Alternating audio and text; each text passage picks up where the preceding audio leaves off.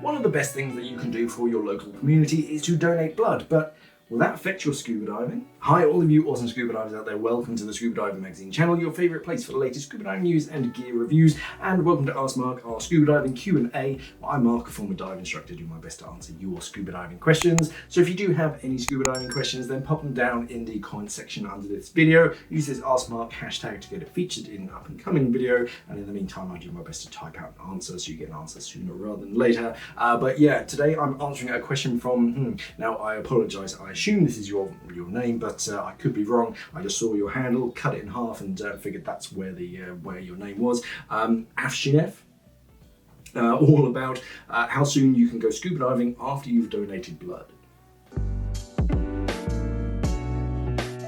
So 𝐼𝐸𝐵 says, my question is this: what is the recommended safe time period between blood donation and the next dive? Which is an awesome question, and something that doesn't come up that frequently. But first of all, well done for donating blood. More people should. So when you donate blood, they typically, and unfortunately there's going to be a lot of this kind of language in this video, kind of typically and like approximately, that kind of stuff, because everybody's different. And we don't even understand decompression completely. So throwing in just more variables is just going to be like, let's err on the side of caution. But when you do donate blood, they typically take about 1 pint, which is like 450 to 500 milliliters of like fluid volume. Not an issue, obviously, because we have like 10 pints. Most adults have about 10 pints of blood flowing through our systems at any given time. Again, of course, it varies between people, but around that. So they're taking like between 8 and 10% of your like blood. Now, they recommend that you donate every, or not more frequently than, I think, 16 weeks. 14, oh, is it like men 14 weeks and women 16 weeks? I can't remember. It's weeks where you shouldn't donate. You can't go like every other week to donate blood because your body has to recover basically the blood that they've taken out.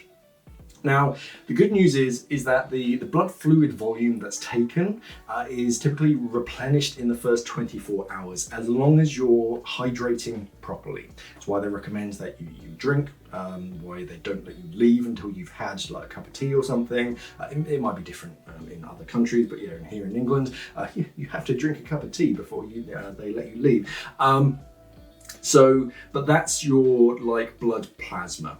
The rest, because blood is made up of more than just red blood cells, the plasma only takes about 24 hours to replenish if you're hydrating yourself properly.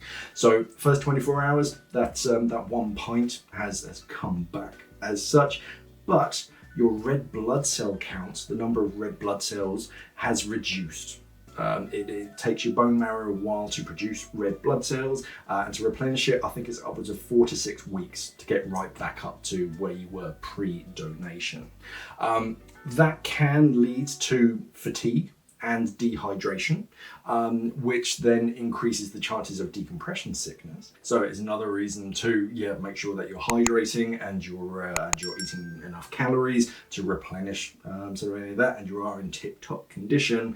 The good news is that your red blood cell count doesn't really affect your decompression sickness because that's not where the nitrogen is being absorbed into. So that's not so much an issue.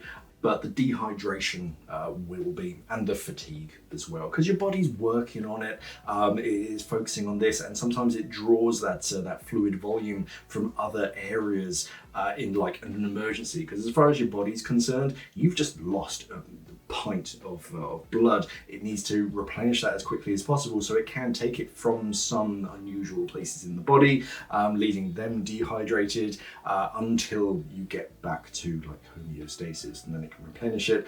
So yeah, those first kind of few days are probably the most dangerous when it comes to like decompression sickness. Now the 𝐬𝐻MS recommends 48 to 72 hours between donating and going scuba diving. Divers Alert Network (DAN) recommends 72 hours, so 3 days basically is the general consensus.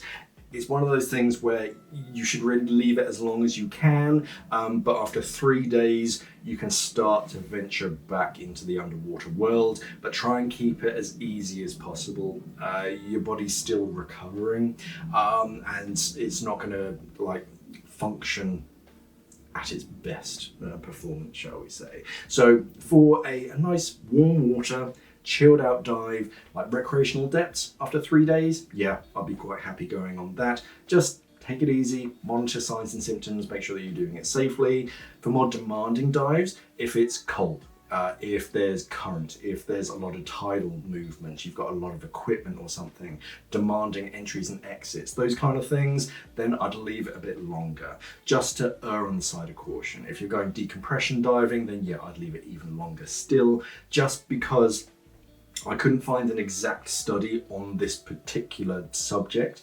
There was some like similar where, yeah, they kind of were looking in the area, but not specifically on subject A has donated this amount of blood, he's gone to this depth for this amount of time, and monitoring like bubble levels or anything, or bubble formation. So it's all a matter of, and as I said at the beginning, everyone's a little bit different. Even our dive computers, they don't know that, yeah, I mean, they are getting better, where they're analysing your, like, I mean, the �\𝐸𝐺, they give you this dive readiness score to see how, like, ready for a dive you are, basically. Some of the Scuba ones, they have heart rate monitors and skin temperature, all that kind of stuff, to recommend that actually, Steve, you've been working pretty hard, your heart rate's pretty high and your skin temperature's quite low, we'd recommend you start showering up a little bit earlier. A lot of dive computers don't have that kind of feature, so they just kind of go on base tables, as it were, and say, yeah, you should be fine if you surface right now, but actually what's going on inside of your body, it isn't. So you can get that kind of unjustified hit. Oh, my dive computer said it was okay to ascend. Actually, it's not. So just err on the side of caution. But yeah, the current recommendation, if you donated blood, is to leave it 3 days before getting back into the water. As important as like donating blood is, it is important to make sure that it fits into your schedule, and you may have to postpone a dive or postpone your blood donation just to make sure that you are safe. But yeah, the current guidelines, as far as I'm aware, that there may be some sort of experts and physicians that can sort of advise better down in the comment section. But yeah, 72 hours, 3 days, just to stay safe, and just take it easy from there. Gauge yourself, just make sure that you are feeling up for it, and if you do feel a little bit under the weather, but you haven't been hydrating as well as you possibly could have, then yeah, it's best just to skip that dive, just to err on the side of safety. Any other questions, by all means, pop them down in the comment section underneath this video. Use this @smart hashtag to get it featured in an up and coming video. Otherwise, remember to do all of that good social media stuff. Like, share, subscribe. Thank you for watching, everybody, and of course, stay diving.